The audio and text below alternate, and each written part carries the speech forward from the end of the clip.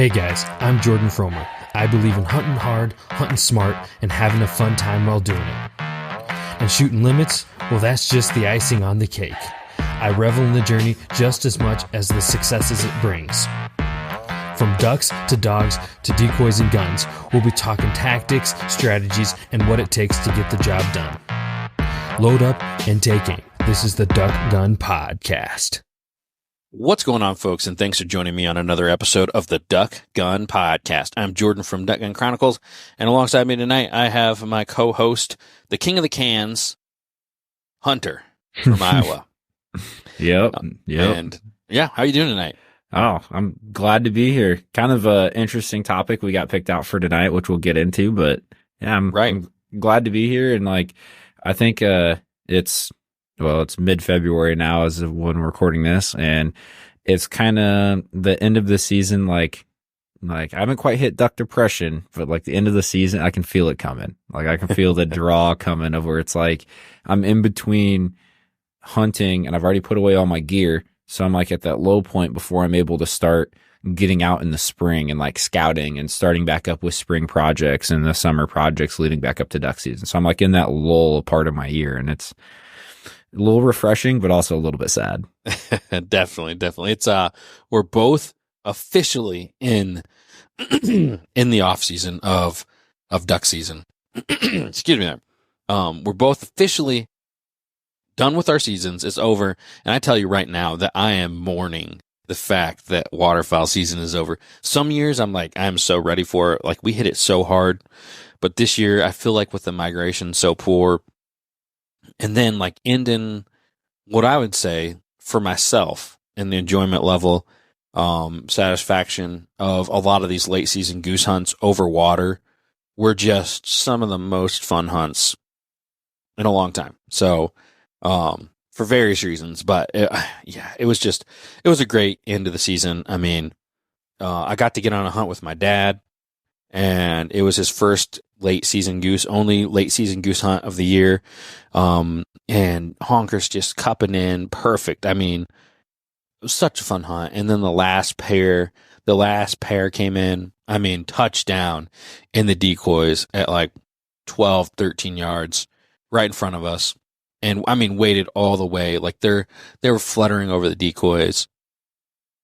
It was just perfect. And we both pop out of our blinds and boom, boom, one shot each.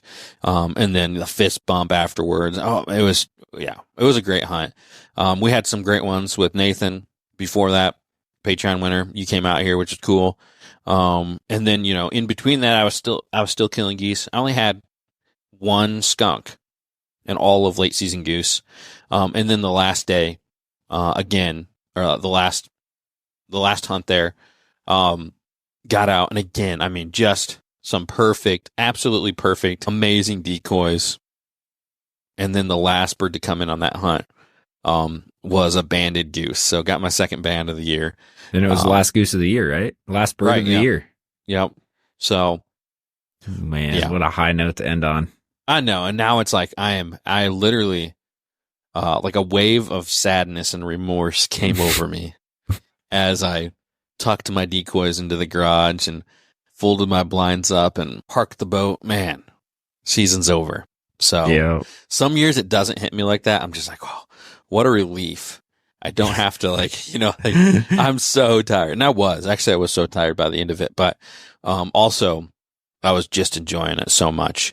But there's so many cool things that we got planned for next year, that you guys don't know about. We got one huge project that Hunter, you're very involved in as well. And it'll come to light here, eventually. And then not only that, but I am on officially day three because we're 3 days after season, of Chief's official duck dog training. So, he's through general obedience. He's all right. But he's going to be, top notch. So we've started on, a lot of that leash work, sit and hear and heel. We're going to get all that down pat.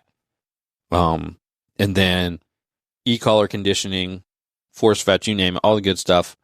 But that's another reason that I'm going to be super excited for next season. Cause I'm telling you what, on all those goose hunts, man, like on the hunt, me and my dad shot 5 geese and I had to get out on the boat 4 times, hit the boat way back behind us, trudging through like way steep, like muck and water, beaver runs, almost fell in a couple times. Then you get in, then I have to push the boat out of all that junk into the main part of the water and then motor it over, pick up the goose and get back. It's like, man, how much nicer will it be when I can say, Chief, go get it. And just, you know, you get so spoiled by a good duck dog and old Chief, man, he was just at the point, I mean, the pinnacle of his prime at 6 years old, where it was just a unity of mind where I could hunt. And like when you hunt with a young dog, it's almost like, it almost feels like you're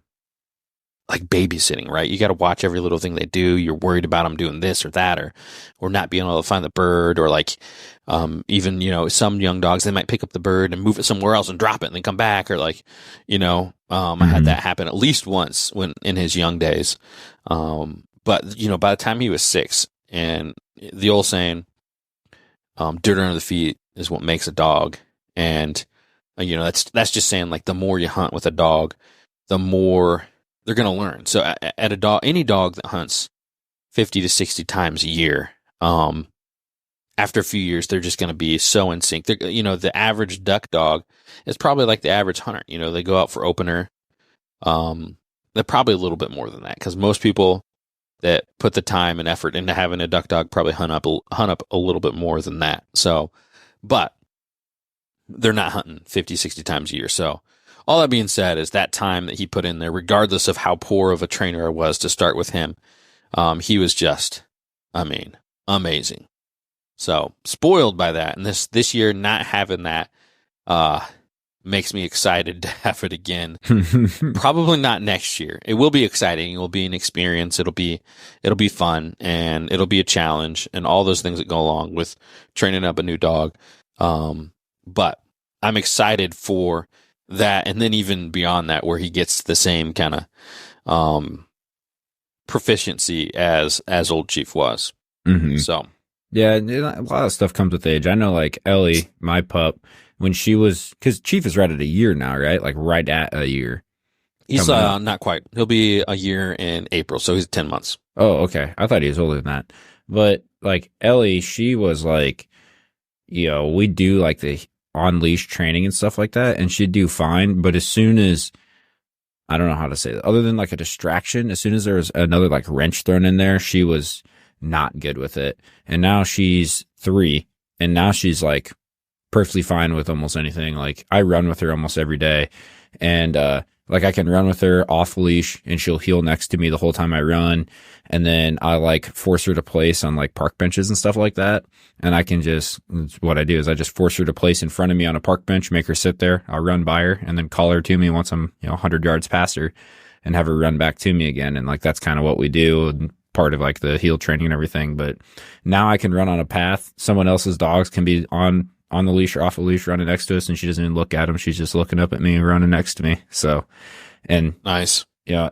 I didn't notice it all at once, but like looking back, it's like, man, when I first like started heel training her, I had to wear leather gloves because she gave my hands a rope burn from how hard she was tugging on the rope and like all that kind of stuff. And so it's kind of weird to go from that to where now it's like, no, I want you to stay here, and then I can literally run away and she won't move. Yeah. That's awesome. Yeah. But I feel like that 3-year-old mark for old Chief was like when a lot of those things, kind of clicked, and, I could see a big change. Like year 1, didn't really know a lot. Year 2, he kind of knew it, but was unsure. Year 3, was where, like when it was beneficial, like to have him as a hunting dog, he made everything better. So you just got to work through those points. But oddly enough, I had the same thing. Old Chief was like a terrible puller, and it took a lot of work to get him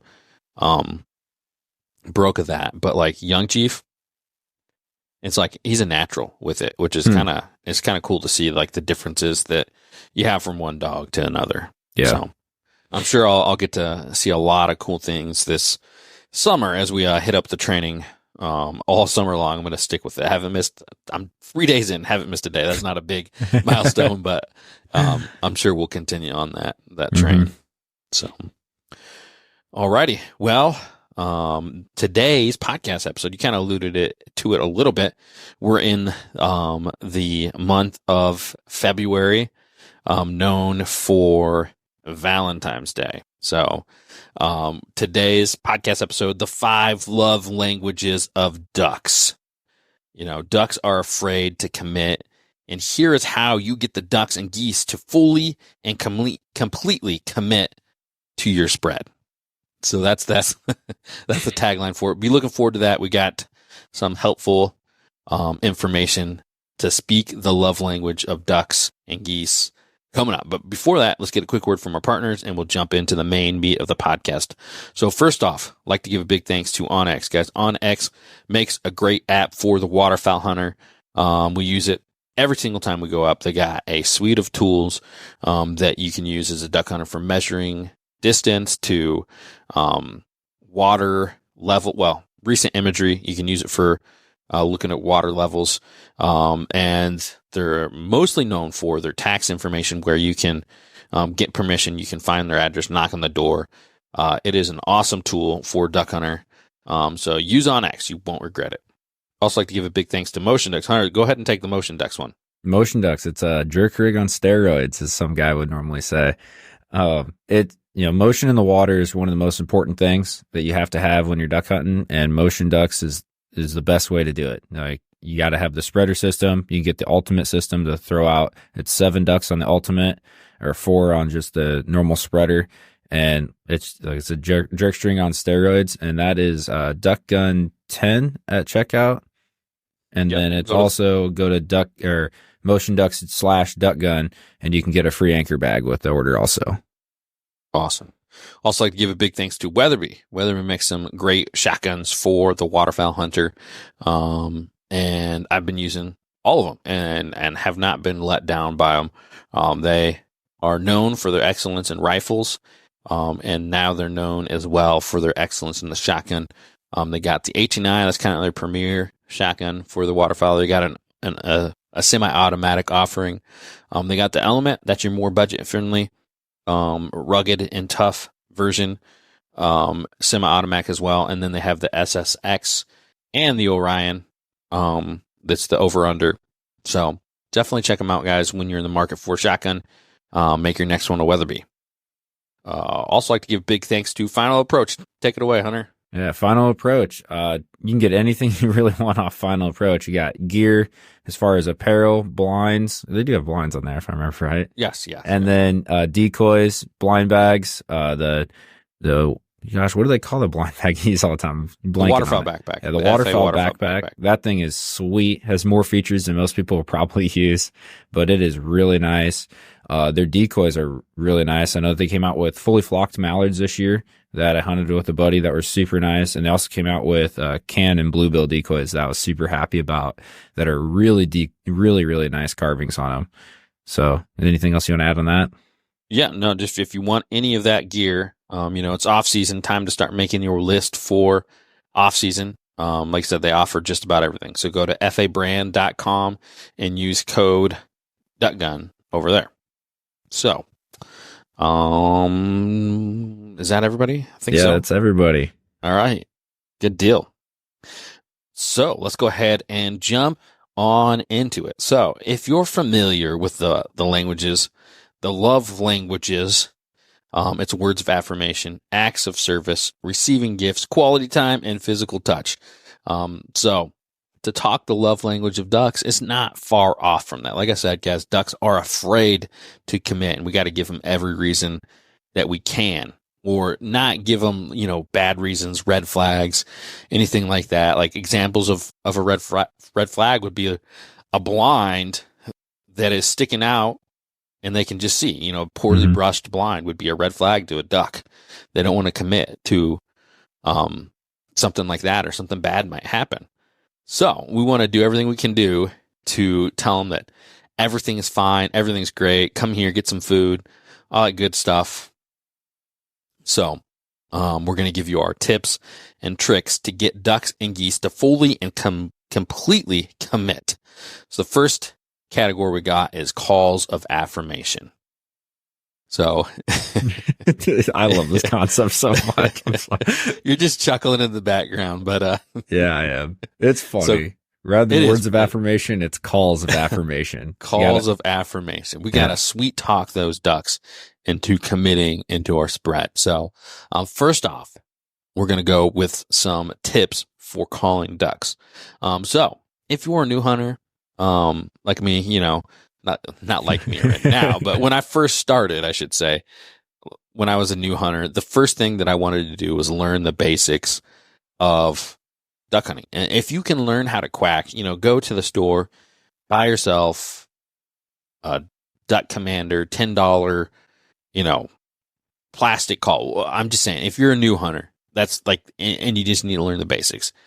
Any one of those brands, you can go to Bass Pro Shop or Cabela's or your local sporting goods store and get something to learn the basics. If you can learn how to quack, you can kill a duck. So learn the basics. There's obviously a lot more that can go into it and levels of everything. But the first thing, learn to quack.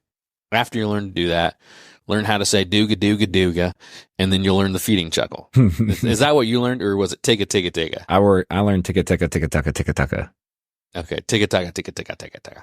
So some people do that. Some people do dooga dooga dooga dooga dooga. And yeah, so anyways, learn. There's videos out on the internet everywhere. And if you need to, you know, call those ducks in, sweet talk them, you got to start from the basics. Yep. And some tips on like learning the basics is to put it on a lanyard and hang the call from your mirror of your truck or car, whatever you drive.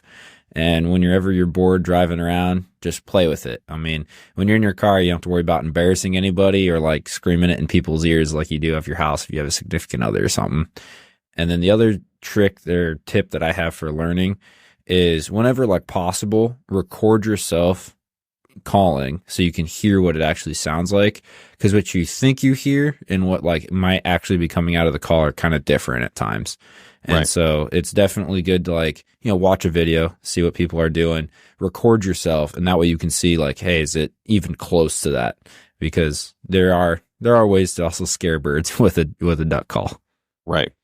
And to kind of add to that, it's like you said, record it. And I remember doing the exact same thing. I took my phone, laid it in my lap. I was driving, you know, if you're going to do that, be careful.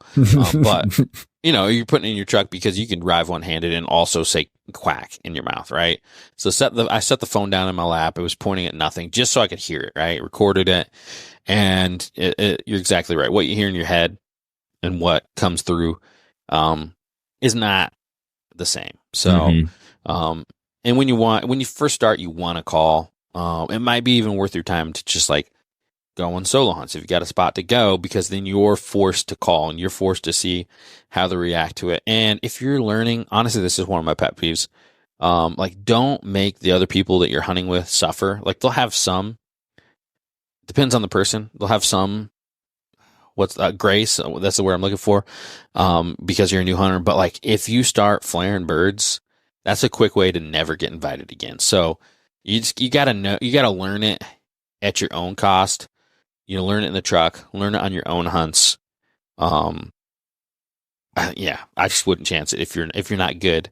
You know, work on it and get to that point where you can be an asset and not a hindrance. Yeah. So next, go ahead. Go ahead. I was just gonna say, and the next thing is to add a Drake whistle. It's pretty hard to screw up a Drake whistle, and it's not the flashiest call in the world. So typically, like if we're hunting in a blind and someone's not the best at duck calling, they end up getting the Drake whistle because it's really good noise to go in with like team calling, but it doesn't require you to practice. Right. And it's a great way to start kids too. And give them a Drake whistle. You know, or like I had my kid with me this year. She had a Drake whistle in one hand and she had the Motion Ducks jerk rig in the other hand, so they can feel like they're a part of the hunt. But yeah, Drake whistle, a great addition to the hunt, to the calling. Next is learn how to call on the corner. So, one thing, honestly, this took me a while. I just thought you made noises all the time, just quack and chuckle. But I can remember the exact hunt. We're on public land. There was a lot of birds flying that day. But I remember that exact hunt where I learned and saw ducks reacting on the corners. And it's all about on the corners not calling too soon so that they have enough runway to turn and coming into you. So that's what they mean on the corners. You want to call and make them turn, or call as they're turning, but you don't want to call, at certain times. So learn how to call in the corners, and that'll be helpful in getting those ducks down in your decoys.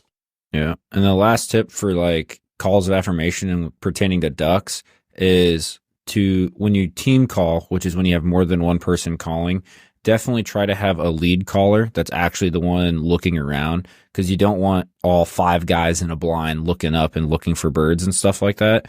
Where if you only have one guy that's usually pretty brushed in, usually the most experienced guy is the lead. What we do is typically it's like if the lead caller starts to feed chuckle, then everybody quiets way down, because that means the birds are starting to set. And then, they have other calls. If they start to hail, then pretty much everybody starts hailing on them. And you have a lead that everybody kind of follows. And that makes it to where one guy is up looking around and everybody else can be down in the blind, just making the noise that they want to make, or making the noise that needs to be made. Right. And every group's going to have a different way to skin the cat on this. A lot of times it can be your guys on the edge, especially if you have a lot of experienced hunters. I hunt a lot of times where we don't. So it's just kind of me. And we don't even have the team calling, or there's other times where we do. But like, let's say you're sitting in an A-frame or blind, usually you let the guy where the birds are heading to that side, let him kind of look out, and everybody else keep your head down. The old phrase is, if you're either watching ducks or you're killing ducks, and it's hard to do both, without flaring them. So, and you see that so much, man. You see that so much where people are peeking out, or I've been on layout hunts where somebody like literally like rolls over and like looks out the back of your blind. It's like, come on, man. Like, we don't need to see him that bad. Right. Like, cause we all want to see him feet down at the decoys. And that's, if you're flipping over backwards and looking out the back of your blind, it ain't going to happen. You're overextending on that one for sure. So learn the cues of what other people are doing. A lot of times, if you're an experienced hunter, you can pick up on it without it even being talked about beforehand. Mm-hmm. Like you said, if they're chuckling, they're setting up. If they're hail calling, they're definitely not, unless that guy doesn't know what he's doing. So, yeah. And then going into like the same thing with like going into geese, is team calling on geese is like, it's amazing how much pull power you have when you got 5 or 6 guys that are team calling on geese. Yeah, we were just talking about this the other day because we're hunting together. It's like, which ones are more call adaptive? Actually, it wasn't you. I was talking about it with somebody else. But would you say ducks or geese, the calling is more effective too? I think you have a higher chance of calling a goose off of a flight line than a duck. Like a higher percentage chance of calling a goose because of your calling than a duck. Yeah, that was the conclusion we came to as well. So, obviously you can do it with both. I've done it with both. But yeah, it's especially with that team calling. And that leads us into the next one. Especially if you're new, just learn to cluck and moan, and you add that to your vocabulary on the call, and you'll be able to add into the goose calling. I mean, I'm a pretty decent, I would say I'm above average goose caller. You're probably right there, same as me.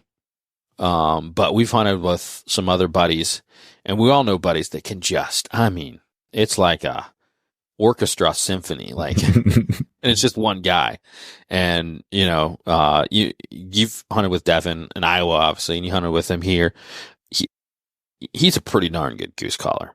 Yeah. So he knows how to work that goose call. And when he does that, I'm like, all right, I'm second flute here or whatever. And I'll just add in the cluck and the moan here and there and try to make it sound like a full flock. And he's got everything else he's doing, which is great. He's great at calling. So, just learn the cluck and the moan, and you'll be an asset to your team calling. Yeah, for sure. And find someone that's really good at calling to go hunt with. Cause it's amazing how many more birds someone that's really good at calling can get for you. But you do have to know when you got to play second flute. I think that's a kind of an important thing too. Definitely. So kind of the last thing for calls of affirmation for geese is timing and body language. It also goes with like calling on the corners for ducks, but with geese, it's like, I think it's more important, the timing for geese than it is for ducks. I think you can kind of generally just make noise for ducks and it'll be all right. But with geese, you really have to have your timing down because they take such wide swings and they can see so well when they're far away like that. Right. It's like you said on the timing. For ducks, I mean, you can see them go on an elevator sometimes. So you'll get away with calling maybe at the wrong time and they still can get in the set. Whereas geese, it's like, it's really important to not like really hammer at them until you're ready for them to set up, you know? And then as well, like if you're hunting out of an A-frame or something like that, so many times you're hunting with people and they're just blasting on the call, like while they're straight above us. That's when you shut up. Okay. If they're able to look right down at you, just stop your calling, you know. And a lot of times if they're working in too, you don't call it a bird that's finishing in. You maybe like soft kind of reassuring sounds. It really depends, you know, and if they're starting to, there's so much that goes into it, but you know, if they're starting to drop out, sometimes you can call real hard and keep them up and get them all the way to the set and stuff like that. But yeah, it's important to learn the timing and the body language of a goose so you know what kind of call, how hard or how soft, or the different calls. Yeah, for sure.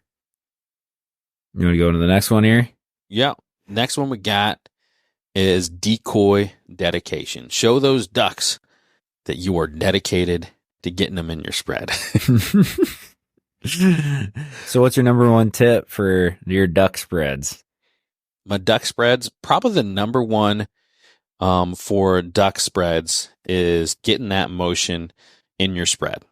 Yeah. You know, a lot of times you'll see people and they'll be too lazy or they won't get there soon enough.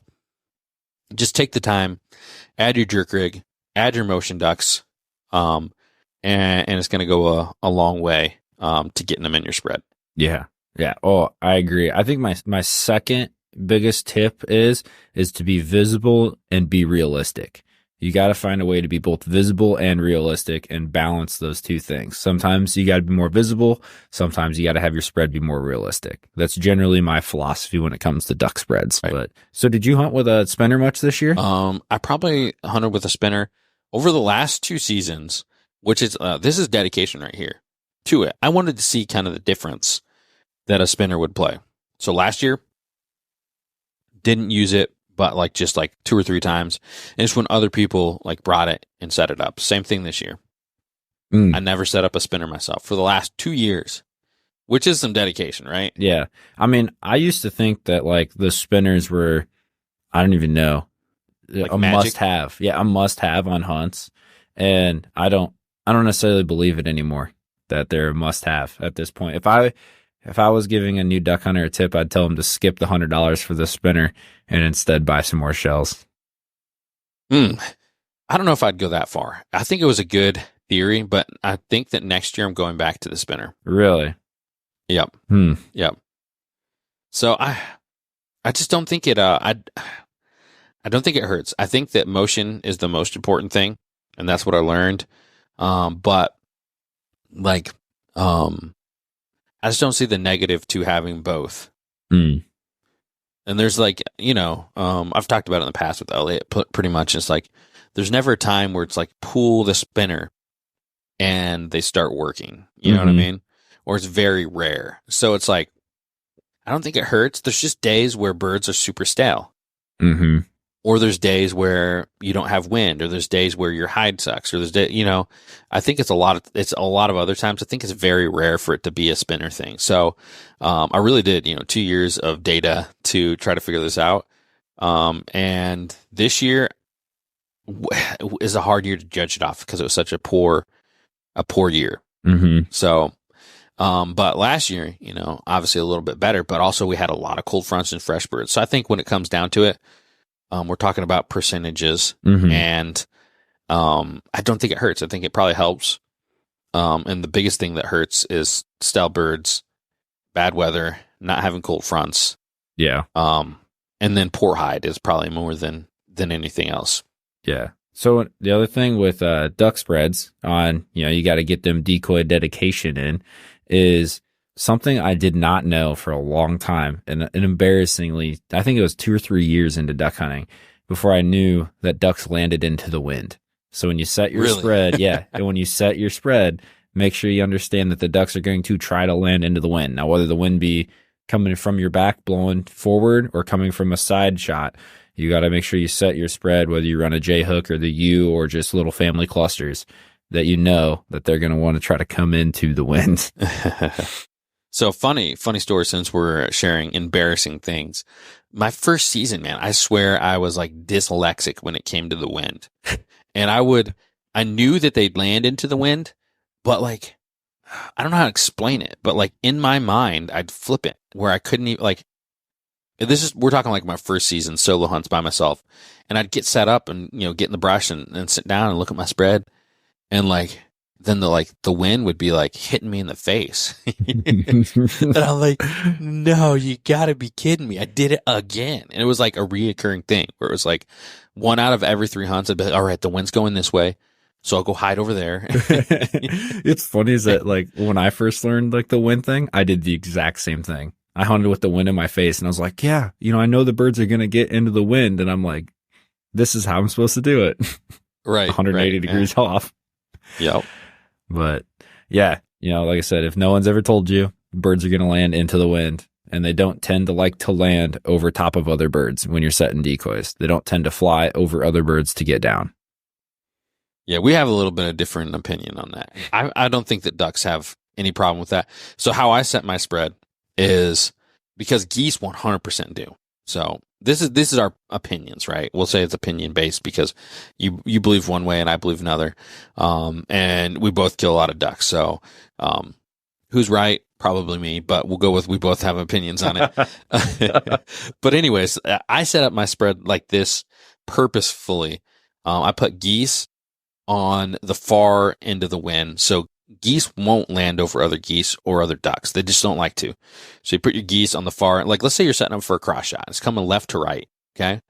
I'd put all my ducks on the right side and my geese on the left side, because the geese are going to land into the left side of the spread, whereas ducks will just fall in those gaps. So that's how I do it. So you always put your geese on like the very upwind side of the spread, if I'm understanding right. Okay. Yeah. Geese I feel like they're way more finicky when it comes to landing over birds, and ducks will land into the geese. They'll land with the geese. They'll land with the ducks. Obviously you still try to have a kill hole, but like your geese just don't, they're real finicky when it comes to landing over decoys, where I found like ducks will just zip in and out and land like right amongst them. I mean, there are times, but I think that I still believe that ducks won't tend to land. Like they won't, if you have a line of birds out, right? They won't tend to jump the line. We're not talking about divers. I'm talking about mallards. No, I'm saying that. Like I'm saying like mallards. Like I'm saying if you have a U shape, right? Not very often is a mallard flying over the U and landing on the back side of the U. They're usually landing in the front of it, if that makes sense. Sure. And that's what I'm saying by like they don't like to fly over top of other ducks. What about geese? Oh, geese hate it. I think geese. Well, no, I meant like, will the ducks land over the geese? Yeah, the ducks will land into goose decoys, but geese tend to not like to land into duck decoys. They tend to be more separate. And see, like what you're talking about with putting the geese on the very upwind side, we do that when we're trying to use the goose decoys for visibility. But when we want to put the goose decoys, like when we want to actually kill geese, we put them on the very downwind side so that the geese don't have to fly over any other ducks. Well, that's what I'm saying too. Like the geese will be on like, if we're shooting left to right, the geese are on the far left side. Like if the wind's coming from the crosswind, coming from the left. Yeah. So they'll run into the goose decoys first. You're saying you put them on the far side? Yeah. So if I want to shoot geese, then I'll put them to where the geese are the first thing the geese see. But if I want to shoot ducks, I'll put them to where the geese are like the line, like the blocker line for the ducks. Okay. Anyway. Sure. Right. Yeah, we're getting deep in the weeds here. But yeah, no, I think that pretty much covers like the decoy spread stuff. We should still do a full detailed podcast on it. Mm-hmm. I will add one other interesting fact for this year. I ran big late season water spreads a lot for my goose hunts, and I found that, I don't know, it's hard to say because small sample size is like what I hunted like late season maybe 8 times on the water, which is obviously still a small sample size, but I feel like I had a fairly successful late season on the water, running a bigger spread. So in the past, a lot of people, just because I think cost and stuff like that, run like 6 decoys. So I think it looks different if you have 3 dozen floaters. Mm-hmm. I'd agree with that. And also, you had a mix of the last pass final approach decoys and the live decoys, which the live ones are bigger than the last pass ones, right? I got that right. These are like live HD with the flocked heads. Mm-hmm. So, and they like together, they looked really good. Honestly, from like 30 or 40 yards away, like you could tell the bigger decoys from the smaller ones, but they didn't look out of place. Like they weren't such a size difference that they looked out of place, which kind of surprised me. Right. And it makes for a bigger spread, and it's a little cheaper to go with some small ones too. Yep. So yeah. All right. All work together good. Yes, they did. All right. So next we got acts of scouting. If you want to bag out, you need to scout.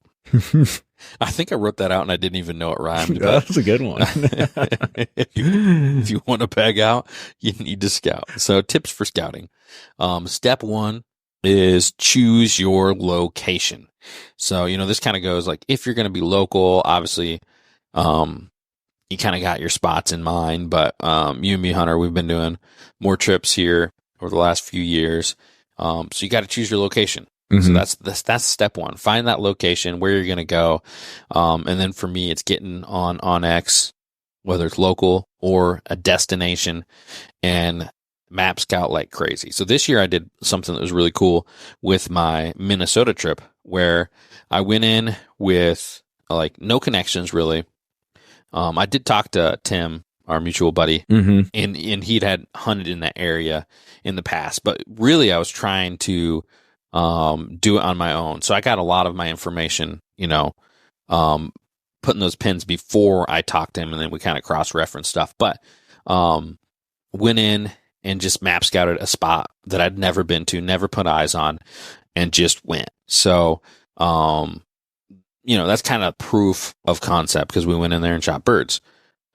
Pretty decent amount of birds. I can't even remember the number of birds, but decent for a freelance trip, not having any reference beforehand. So, like I said, step 2, map scout like crazy.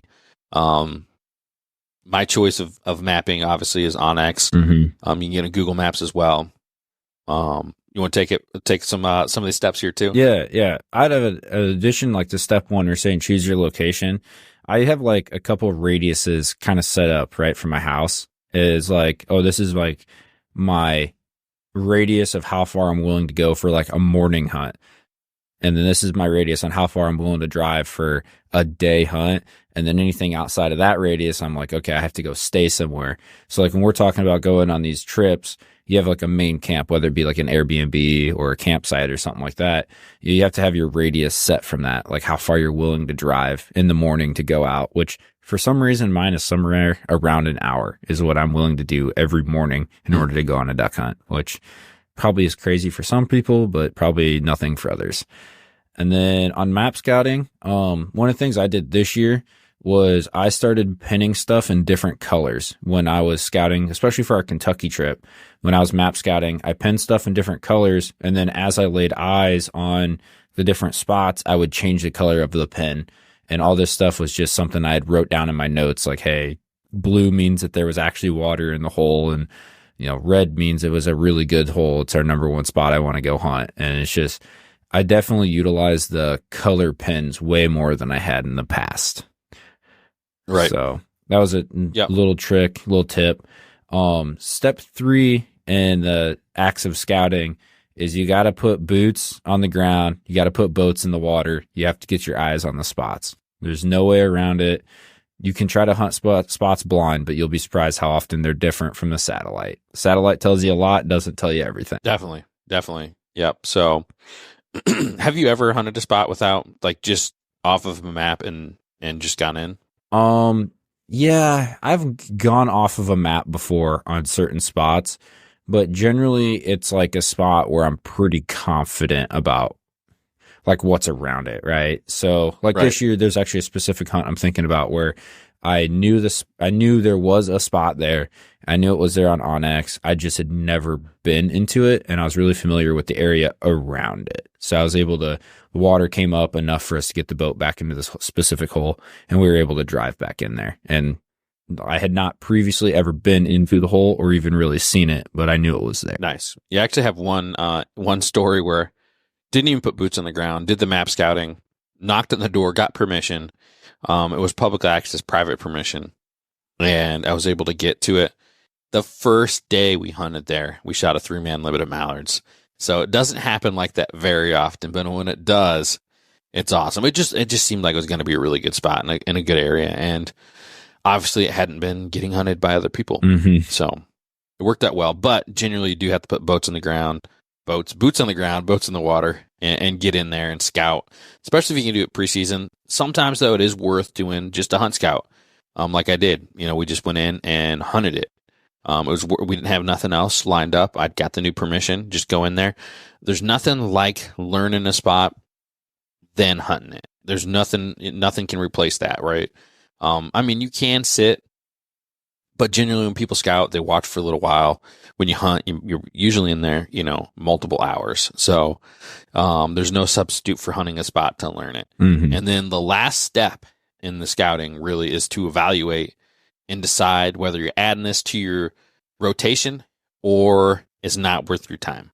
So I got spots that I've got permission on and I've discarded that I feel like are not worth my time. And it's really hard to know and do. You can keep them in the back of your mind because it's just a small sample size, right? Even if you hunted it 5 times, you could have gone on 5 really bad times, right? And then there could have been birds hopping there some other time. So just keep them in your mind. Discard them if you need to. But evaluate whether you're going to keep that in your scouting and hunting rotation or you're dropping them to the wayside. And see, I'd added one more step to my scouting repertoire, and that is to make regular trips back to spots. So if I view a spot, I do a lot of scouting in the off season, looking for vegetation and food and stuff like that. And even though I've seen it in the off season, when it comes to season, I'm looking at it before I go hunt it. Mostly, even if I know the spot is there, I know that there's food there, I'm probably still going to give it a look. And most of that reason is actually for the next, what is it? I forgot what we're calling these. The next, come on, help me out here. The next category. Yeah, the next. So next thing we got up is quality time brushing. So this is like the pinnacle, probably the most important thing. It wasn't the most catchy name, so it didn't go at the beginning. Calls of affirmation. I feel like pretty slick there, but quality time brushing. It really is the number one, like the pinnacle thing. A lot of people don't put in the time when it comes to brushing. How often have you had ducks working your spread just to have them turn tail and fly off to somewhere else? Some people like to move the decoys. Some people like to move the mojo, but I found more times than not, it's that your hide isn't good enough. If you're using natural cover, step back. Sometimes stepping 10 yards back into the cover can make them finish 20 yards closer. So that's a net 10 yards increase as far as like getting a 10-yard closer shot. When it comes to brushing, the old adage is when you think you're done brushing, keep on brushing. A-frames, panel lines, layouts, it goes for everything. The most important thing is the top cover. How many times in the blind have you had a good base layer, but the material isn't weeping over the top of the blind, and that top cover is super important. We went on, some of these goose field hunts recently, and we were lacking in that top cover. And for me, that is the number one thing to help when those birds are passing over their higher vantage point. Yeah. Oh yeah. Yeah. And actually, like I had wrote down for this, the quality time brushing is that it's when I'm planning a hunt, once I find a spot, my next step is like, who's going to hunt with me and how are we hiding? So whether it's like, hey, we're going to hunt layout blinds, we're going to take panel blinds, A-frames, we're going to hunt out of a boat blind. It's like it's before I think about decoys. It's before I think about whose dog we're bringing, what time we're going to the landing. It's funny you do that order, because usually I do the opposite. I say, what hide do we need to be successful, and how many people can we invite then? Yeah, I mean, right. So if it's like that, yeah. If it's like you have to hunt, like let's say like for you, like a boat blind, Mm-hmm. well, you can only hold 3 people in your boat, yeah, or 4 people, or whatever it is. So you can only invite X amount of people. It's like, okay, we have 1 A-frame, we can only hunt 3 people, or we can get 2 in there. You know, if we have 2 brushed, if you only had 1 brushed, I'm not really like a morning of brusher. Some people are. I think that's crazy. I'm like the night before we got to have it brushed. If we don't have another one brushed, we're not going to get it good enough in the morning. It rarely happens. So I hate that. I hate that when people want to brush the morning of, like have it brushed the night before or the day before or previously in the season and touch it up if you need to.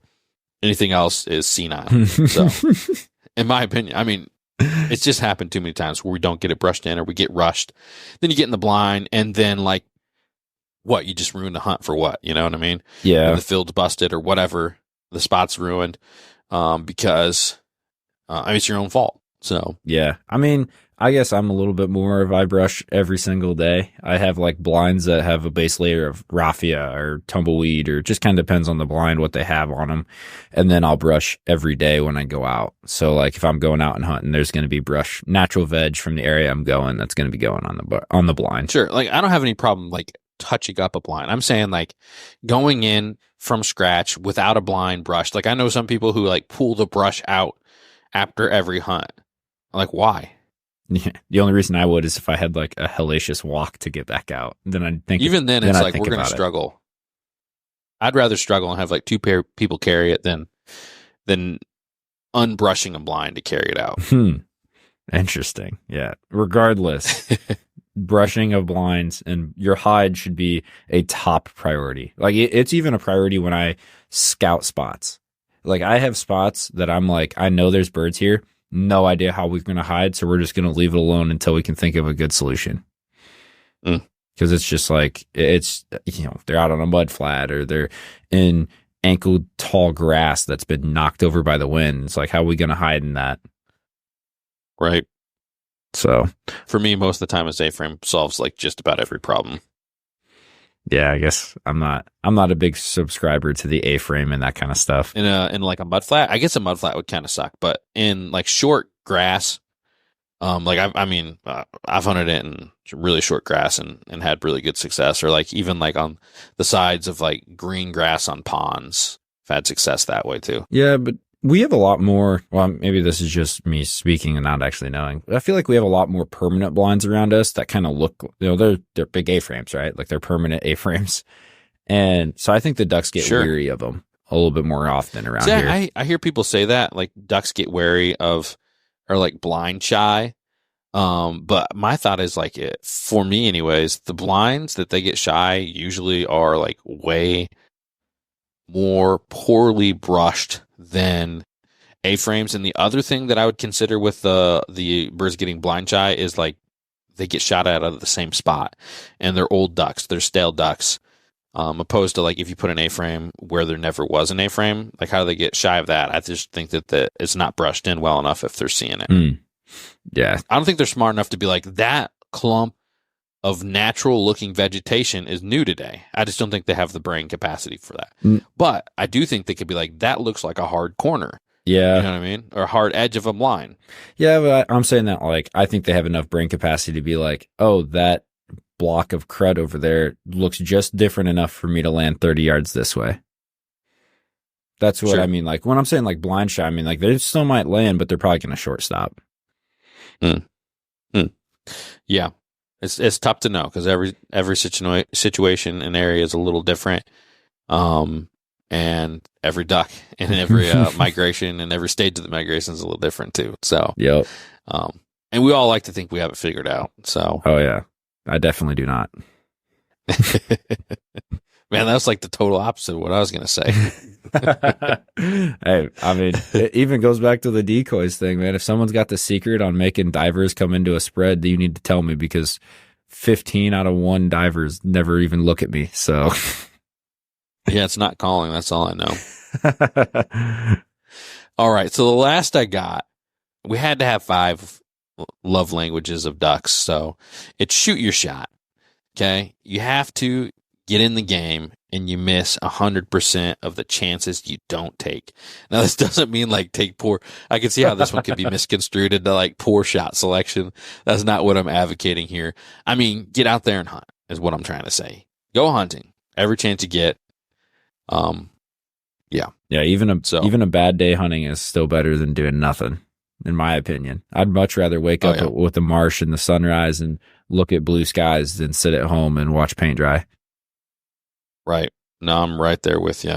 I'm already missing hunting season. So, but I hope you guys enjoyed the 5 love languages of ducks, and I hope you glean some information and some knowledge off of our tips for duck and goose hunting. Definitely enjoyed this little kind of Valentine's Day edition. It was a lot of fun kind of looking at it from a different perspective. Guys, the mission of the podcast is to entertain, to educate, and to help in conservation any chance we get. So I hope you guys all prescribe to that as well. So do us a favor, share this podcast, share the Duck Gun podcast with your buddies so we have a stronger voice in all of that. I also want to give a shout out to Hunter. He got to go on the podcast with Elliot over there on the North American Waterfowler podcast. He talked all about his migration into the season and diver hunting. He did a great job.